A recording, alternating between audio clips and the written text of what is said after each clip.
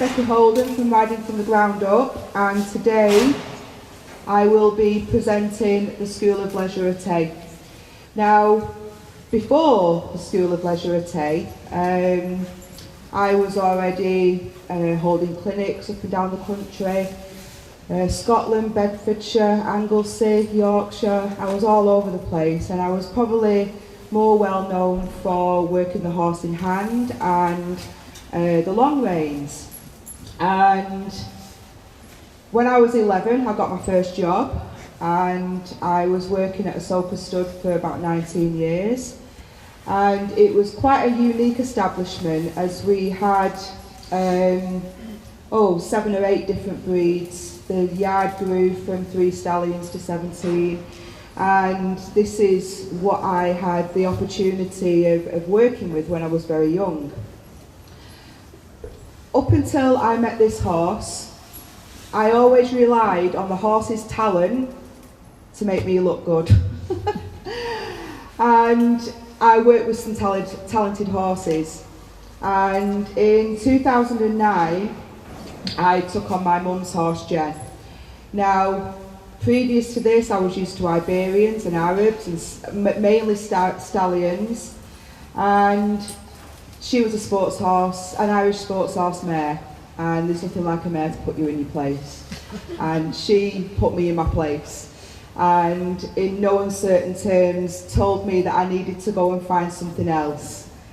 Back then, I was very much, the correct bit is the key to the horse, and actually finding the bit that the horse likes was the key. I spent thousands.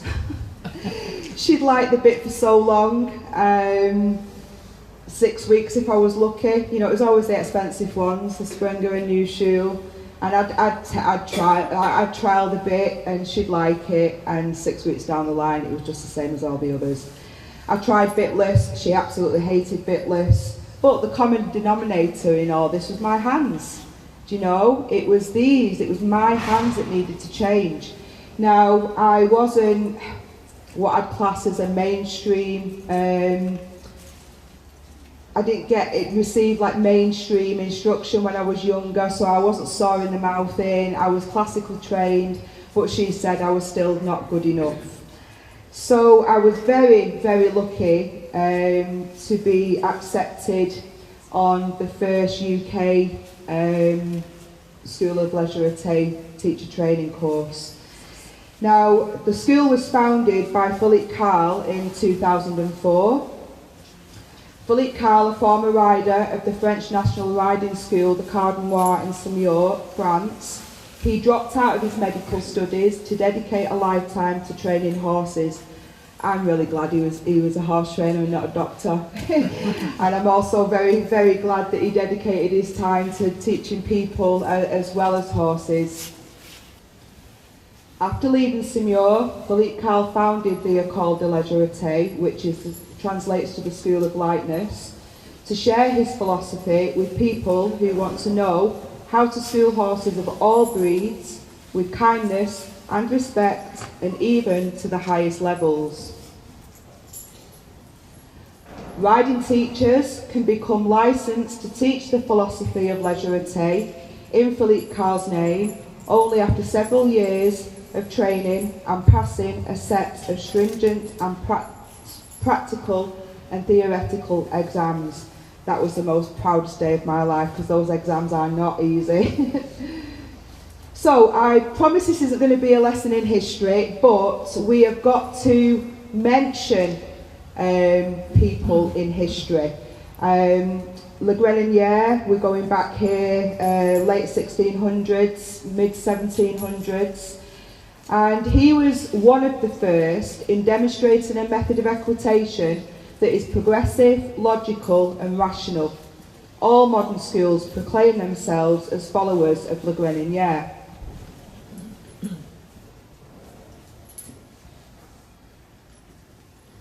He is credited for the invention of shouldering, which is it's the medicine of equitation, shouldering. You know, it's such a useful exercise. the counter-canter and canter changes of lead. Sorry, yeah, the counter-canter and changes of lead.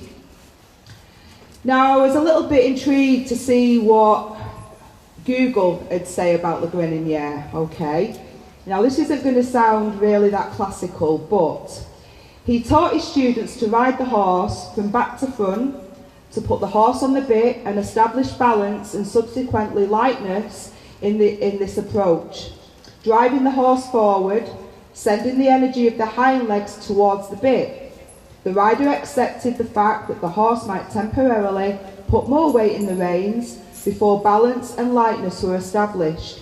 The German school is founded on this basic idea, and it very much is based on this idea, that we use the legs to drive the horse forward and contain it with the hands. Now, you do find modern day trainers go, well, I am classical because I've studied Le Greninier, but unfortunately, they've cut that piece of information out of the book. They failed to include everything else that he spoke about. Now, he speaks in detail about the use of the hand, about the descent domain, which is a yielding by lowering of the hand. Now, to lower something, it's got to be high in the first place. So again, it wasn't about going around with low hands. Also, the descent de jambes, which is a yielding of the legs. He also speaks of the rejection of any gadgets. Even back then, you know, I can't imagine the horses had a very nice time. But even back then, you know, gadgets were used. Next we have Francois Boucher, so this is a lot later on. And Boucher was controversial during his lifetime and remains so today. Unlike the masters before him, who created forwards to put the horse on the bit, he wouldn't sacrifice lightness for forwards. Boucher wanted lightness from the beginning, creating it first at the halt by using flexion exercises of the jaw. What he realised, a very clever man, that if he established a mobility in the jaw and a licking and chewing of the horse's mouth, that he found that the pole was more flexible, the neck was more flexible, he could manoeuvre the shoulders where he would like, and he got quicker results as a result. What am I doing? Hold on. Yeah, sorry. So instead of using pushing and restraining aids simultaneously, he used the aids separately, or should I say he taught the aids separately. The hands without the legs, and the legs without the hands. So the lesson of the hands is never given to the horse at the same time as a lesson to the legs. We always isolate these two things. And I'd like you to really remember as you're watching today's presentation that look at things from the horse's point of view. And if we're giving lessons of the hand at the same time as the leg, that can be very, very confusing for a horse. He also believed in balance before movement. He is also credited for the invention of single-time flying changes, something which was thought to be impossible. And the last, we've got La Hotte. Now, La Hotte was a student of Boucher, and he combined the work of Boucher with the work of Le Greninier to create the classical modern French school that we see today. His motto was forward, straight and calm. Now, what Philippe Karl has done, there's others, they're just the main three. There are others. But what he has done is he has studied the classical masters, and he's brought about a system of educating the horses where we're all capable of becoming really good horse trainers. You know, we don't need a talented horse, and all we need to be, we don't need to have any natural talent ourselves. All we need to do is make sure that we're very dedicated to learn. And if this happens, we are all capable of bringing horses up to a high level. So rather than the traditional scales of training, which are more like a pyramid, what we're looking at here is more like a wheel of training. It's a scale, a wheel. rather than the pyramid, like I say. Now, in the centre is respect for the horse. Now, what do we mean by that? You know, they're nice words, aren't they? We all love our horses, and, you know, we all like to think that we respect our horses. What I like to think that that means is by giving the horse the power over any progression.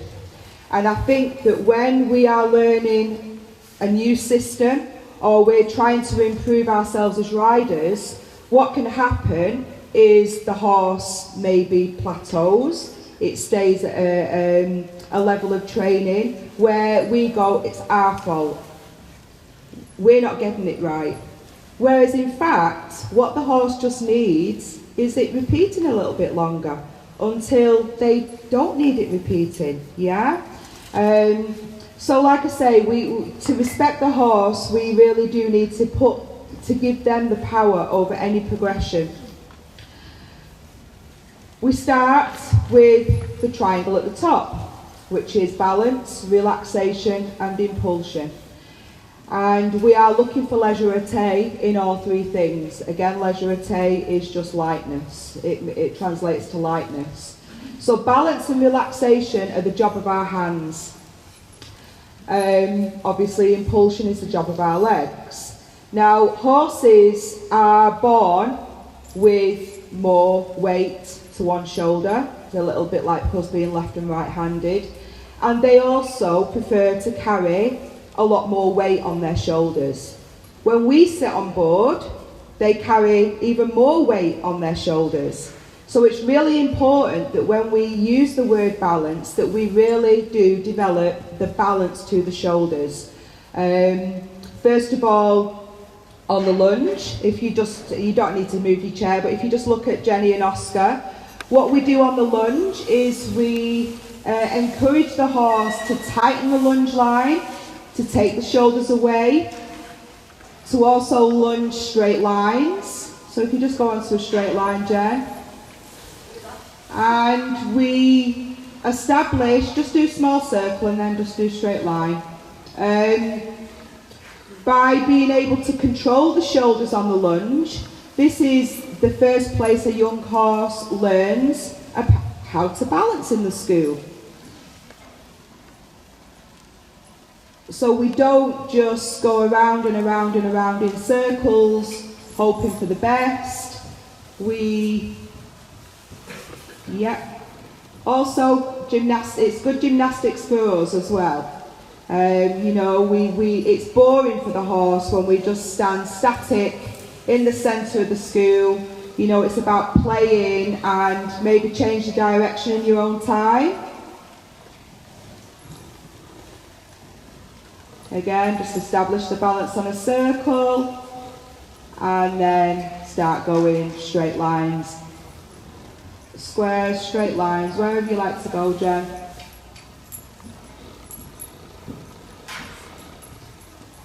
And this is where a young horse should learn about their balance. Now, of course, when horses have got real strong asymmetries, that is really quite difficult. It's a difficult exercise to establish.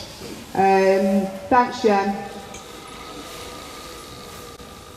We obviously then go on to in-hand exercises to really get the horse balance. But again, first and foremost, it is the job of our hands, whether it be on the lunge or ridden. Relaxation. Relaxation starts again with the hands. Our hands are directly connected to the most sensitive part of the horse, which is their mouth. So it's important that we have got tools and we've got skills to be able to develop that relaxation. Now, impulsion, we can read really long, lengthy paragraphs of what impulsion is, you know. Impulsion is simply a really good understanding of our legs. So some horses can have an overreaction to our legs. Oskar was a little bit like this, where he skilled the rider never to touch him. You know, he was like a little firework when the legs came into contact. Of course, we've got to teach that horse to not overreact to the leg. But also, we have not got to get into the routine of allowing the horse to get us to repeat leg aids. Leg aids should mean go, and it's not after 5, you know. So that is impulsion. It's lightness to the leg and an immediate reaction to the leg. So once we've got an element of balance, relaxation, impulsion, we can then move round onto the flexibility. Now, once the horse starts to become more flexible, of course the balance, relaxation, impulsion will start to improve, but also their rhythm. Now, rhythm it's the first on the training scale.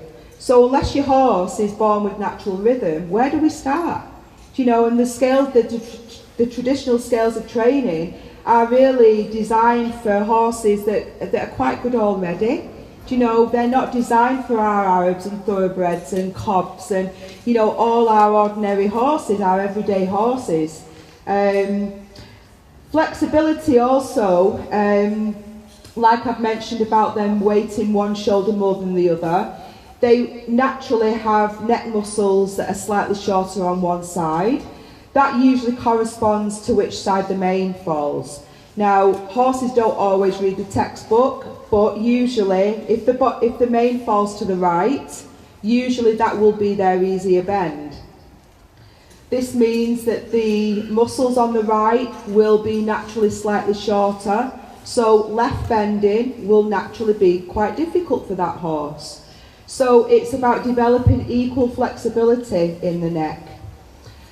Then we can start moving round onto their mobility. So what do we mean by mobility? It's simply lateral work. Again, the better they get at the lateral work, the more flexible they become, the rhythm improves. You can see we're just back and forth all the time. But we're always thinking about that red triangle, because whatever issues we have with the progression of training will always come back to one of those 3 things. Now, we've spoke about the imbalances of the neck and the shoulders. Of course, horses have asymmetries to the hind legs as well.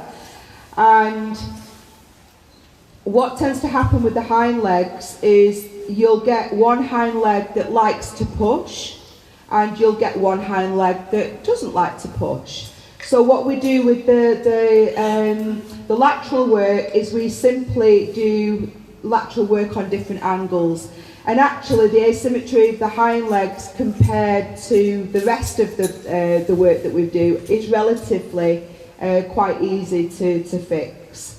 Now, if your horse has then got to the stage of being able to do all lateral work in walk and trot, it's flexible, working in a good rhythm, really good balance, relaxation and impulsion, all horses, and I mean all horses, will able to come to collection. It isn't just the talented ones. Do you know, it's just developing a way of training our horses that they learn about their own bodies, but also learn about the aids. And how do we start the collection? We certainly don't start the collection by compressing the front end and driving the back end forward. I'm not saying it's right, but you need a really talented horse to be able to put up with that, you know. And yeah, the majority of our horses would just probably deck us, wouldn't they, if we started driving them like that. It's just, or they'd fail to collect, they wouldn't collect. So what do we do with the collection is we simply just start playing with the transitions, and we test their impulsion with forward transitions, test their balance and relaxation with downward transitions, and we play with these transitions. What starts to happen then is the stride starts to become more bouncy. Straightness is something that will just continue to improve. Straightness isn't something that we can just pluck out the bag one day and say, oh, we're going to work on straightness today. You know, until their shoulders are fully balanced, until their hind legs are pushing equally, until they're completely flexible to the left and the right, that we can manoeuvre them into lots of different exercises with ease. This is when we can really say that our horses are working towards straightness. Now, modern day dressage versus classical, unfortunately they both have their issues. You know, I don't think we need to, with what's been going on recently in modern day dressage, you know, there's obviously issues. But the biggest mistake is a tendency to correct the effect rather than searching and acting on the causes. So why is my horse heavy? Don't search for the stronger bit. Why is the horse heavy? Why is the horse getting the tongue over the bit? Why do you need side reins on the lunge? Why is the horse coming above the hands? Why is the horse overflexed? We need to look at the reasons rather than adding things to try and help. Now, this is a typical picture that you could see at a local dressage competition. Very low hands, very close together. Clearly the double bridle is overflexing that horse, and spurs that aren't actually yielding at all. Unfortunately, it is a typical picture, isn't it? Don't be fooled with pretty tack and pretty horses. Now, you could argue that the rein there is quite loose. It's not the hand that's necessarily keeping the horse in that outline. It's the horse's mind that's keeping the horse in that outline. Do you know, because of its early experience of what that bit is saying on the tongue.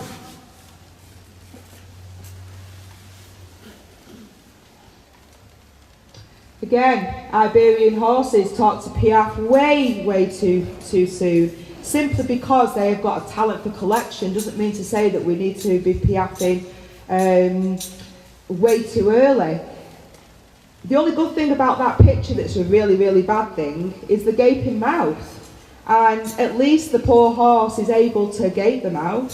Do you know, it's not got a cranked noseband that's absolutely, cranking the nose shut. I mean, who in the right mind calls something a crank? They're not even hiding behind what it's actually doing.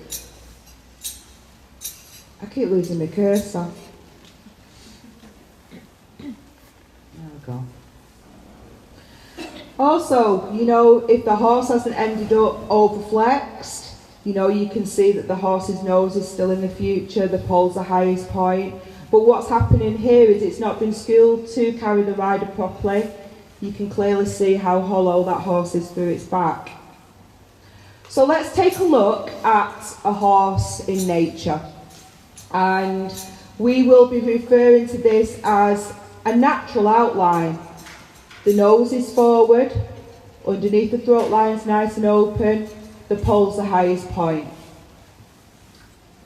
It's how they walk to the field, it's how they look across the fields, it's how they move from A to B. It's what we refer to as their natural outline.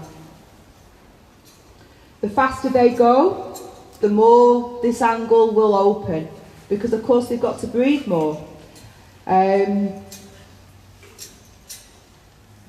Of course they will bust some funky moves, of course they will. That will be a moment in time, and I should imagine the photograph, or the moment after this photograph was taken, I should imagine there's a big book. Would a horse move like that in the field, saying, I've got to be overflexed, to work over my back, to round, to engage my abdomen? No, most definitely not. So we have got to start questioning when we see young horses being worked in this outline. Now, all these photographs I bought from a site called Shutterstock, so I'm allowed to use them. The caption under this one was young riding horse, so, you know, say no more. And unfortunately this is now deemed normal. It's what people want to see. Rather than accepting a horse under saddle in a natural outline, Do you know? Would we want a young horse to be in this outline forever? Most certainly not. Most certainly not. But there's no harm in visiting this outline. In fact, there's a lot of good in visiting this outline. I'll come on to more to that later. We've also got to get away from thinking that when we work our horses on the ground that we've got to tie them to get down with gadgets, when actually it's quite possible to do it without. The line isn't going through the stirrup there, it's just the angle of the photograph. And also to force the horse into an outline ridden, when actually self-carriage and roundness is achievable without it. So what happens when we use low hands on the tongue without a noseband, like the Spanish horse previous? Of course, all that weight, all that pressure will come down onto the tongue and the horse will gape the mouth. It's a natural reaction for the horse to do. So of course, we have the solution to that. We have the crank nosebands, the flash nosebands, the grackle nosebands. All the fancy bridles nowadays have some kind of special noseband.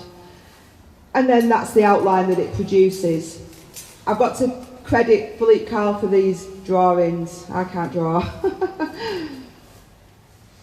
So this is a horse anatomy app where I can remove the things that we don't want to see so we're able to see the things that we do. And I've removed the lower jaw and the teeth, so you can see the tongue there, and it's this area that we're focusing on, which is the hyoid apparatus, and you can clearly see that it cradles the back of the tongue. It also has interlinking muscles down to the first rib and the sternum. So the hyoid is a real major junction for the whole forehand of the horse. So we can do it ourselves. If we suck our tongue backwards, you can feel the tension here. And you imagine we've got a tiny neck. Horses have got huge necks. So when the hyoid apparatus is contracted backwards because of pressure on the tongue here, you can imagine the rest of the tension that's then transferred down to the rest of the forehand. So the snaffle can act either on the tongue with low hands or on the corner of the lips with high hands. Horses try to avoid the hand normally, if they've not had bad experiences. Horses try to avoid the hand either by opening the pole to pull. So we've all seen this, if a horse wants extra long reins to snatch at the grass, they will do it by opening the angle of the pole to pull the reins from us. Some horses quite like leaning on the bit, you know, if they don't want to engage that thoracic sling and they find that the hands are quite easy to prop on, or by inverting the neck and coming hollow. The fourth one obviously is the overflexion, but that is a man-made thing. Horses won't naturally overflex to a degree. So the end cannot necessarily also be used as a means. So we cannot teach the horse the things that we want them to do with low hands. That's the end. Yeah, low hands is the end. The way that we educate we educate the horse certainly isn't by keeping the hands low.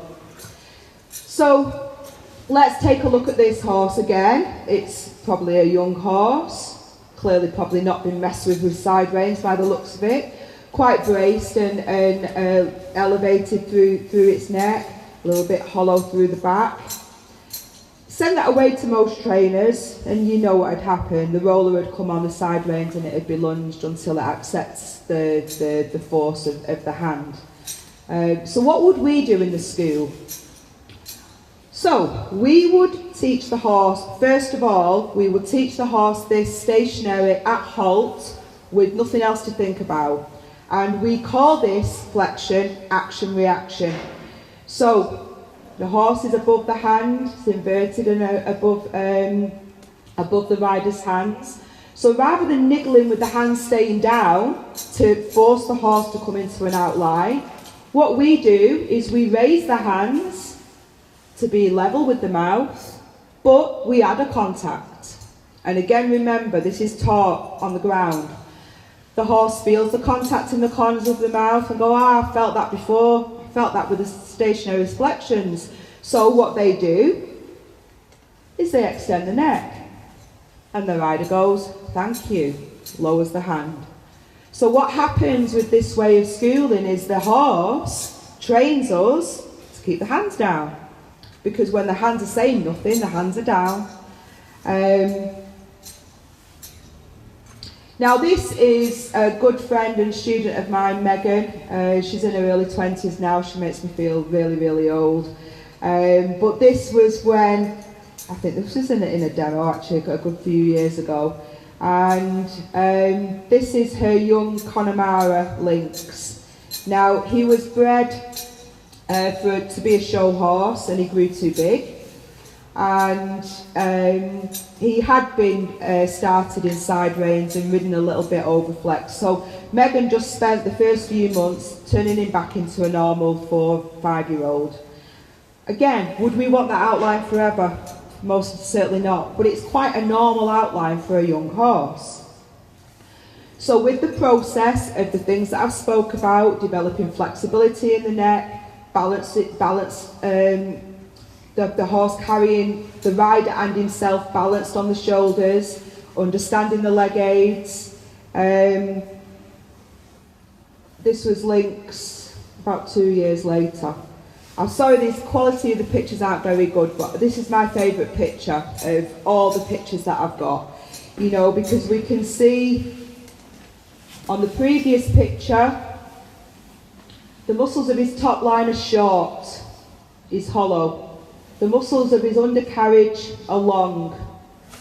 So this is what we need. We needed to do the opposite to what Lynx wanted to do. Shorten the undercarriage and lengthen from ear to tail. So the horse is really carrying the rider properly, but also developing the self-carriage necessary for collection. So this is my young horse, and he's not had any bad training, but he could lean on the hands, and he didn't overflex because of the hands, but he'd like to kind of lean and then overflex. And this was when I started. So what we did is we worked the two different postures. Like I said earlier on, when we look at a horse in nature, they don't stay in one outline for long. So I'd raise him, I'd take him into his natural outline. When he felt light in the hands, I'd allow him to extend.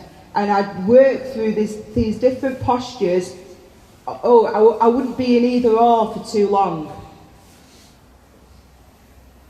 So this is the picture you've just seen. The picture on the left there was 3 months later. So as you can see, his nose is a little bit more in the future. The back's round, the undercarriage is starting to shorten. And this is the same picture you've already seen. The lifting, again, you can tell he's young, he's not using his forehand properly. And again, that was the same clinic, that was 3 months later. So you can start to see how he's beginning to round himself without me actually asking him to flex his pole. You know, it's a process that he's going through. So just to finish, what I'd like to speak about is bending and how we are taught to bend the horse.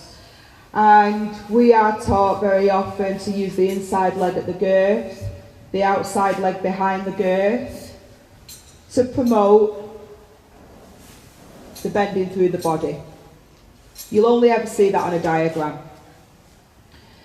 We're also taught that as the circle goes smaller, that the bending through this body will become greater. It's a dream.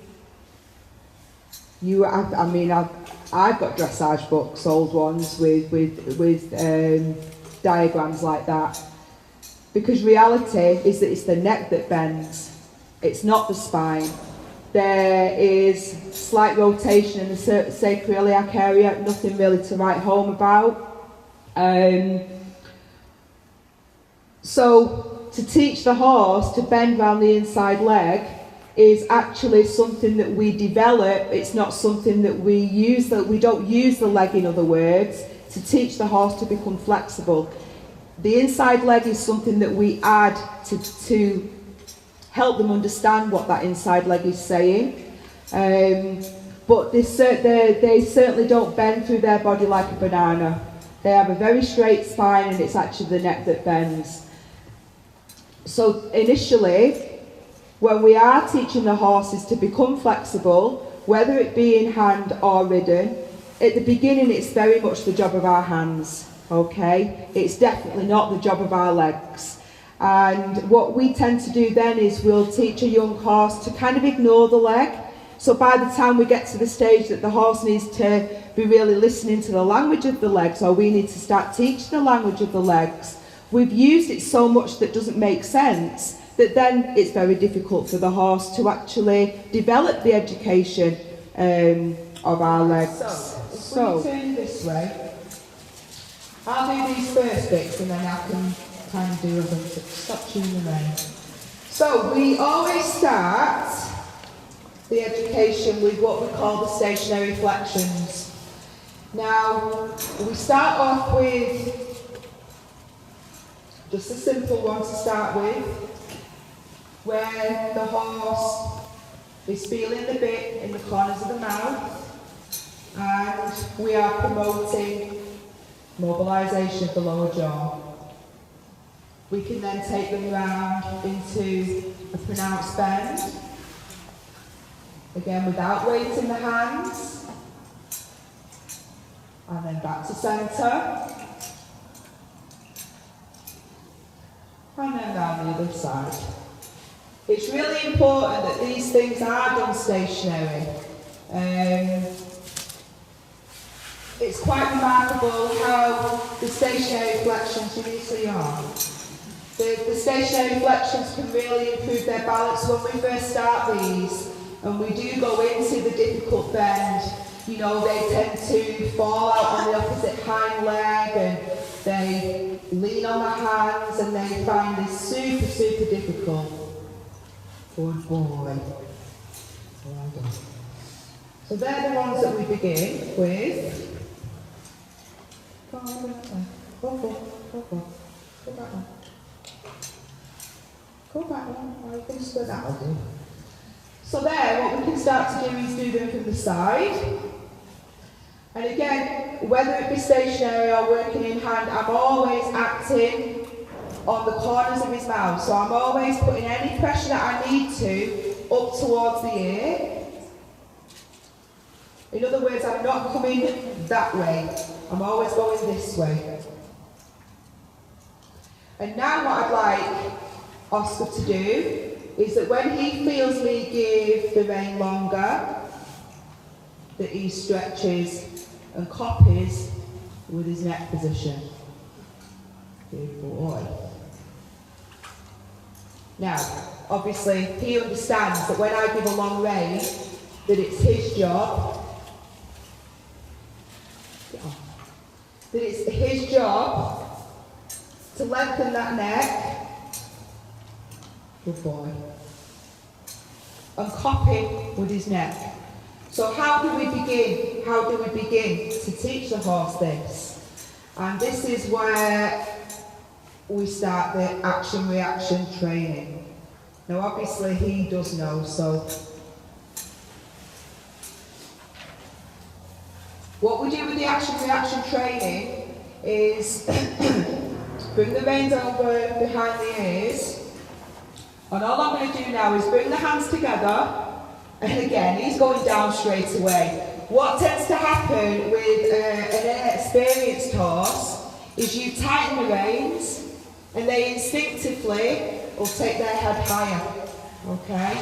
So you don't actually increase the pressure, you gently keep it and you go with them. So the horse goes, right, okay, I've experimented by going that way, it's not worked, so how about going this way? And of course, that's the moment where I separate the hands and it becomes more comfortable in the mouth. So again, the horse really develops a way of controlling what my hands are saying.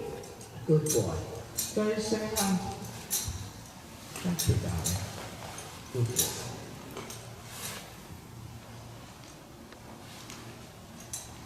Okay, so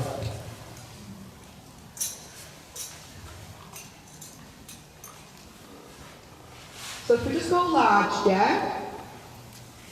Okay, so now let's do the flexions that you've just seen now in movement. So now if we add a pronounced bend to the left, just let your out the outside rein a little bit more, that's it. And now circle and extend the neck. So here is learning to extend the neck, keep the balance to the shoulders. Stay on the same range, yeah. Taking your time now to raise him into a natural outline. That's nice, that's fine up. Then just yield the shoulders to the wall, not his legs, just the shoulders. So again, we're testing, can we put the balance to the opposite shoulder? And shallow loop up, and shallow loop back. Good, okay, and a break. Now of course it's important that we're able to do that both sides. Oscar's leg falls to the right. He used to find left bend difficult. He finds right bend easy. So on this side, we don't need to ask him to bend quite as much. Okay, circle and extend the neck.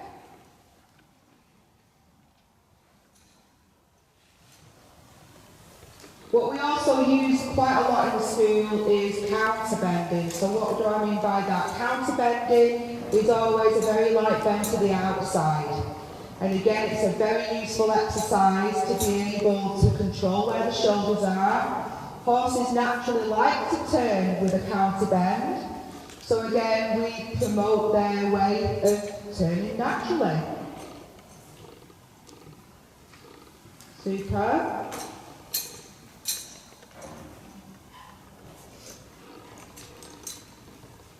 Excellent. Into the circle. Okay, and yeah, make your way over to this long side, yeah?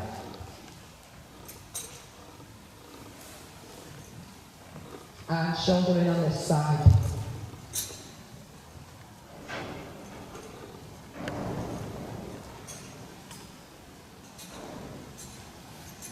Good.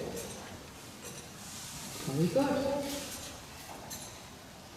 And forward. Excellent. Good. No Spanish war, you're in Wales. Go forward. Okay, a little break, Jen, well done. Of course, see, we could fill 3 hours just with in-hand work. But with the flexions that I demonstrated, taking the horse high, being able to bend to the left, as equally as they can to the right, not leaning on the left shoulder, not falling through the right shoulder, are all things that we can really, we should develop in hand, yeah?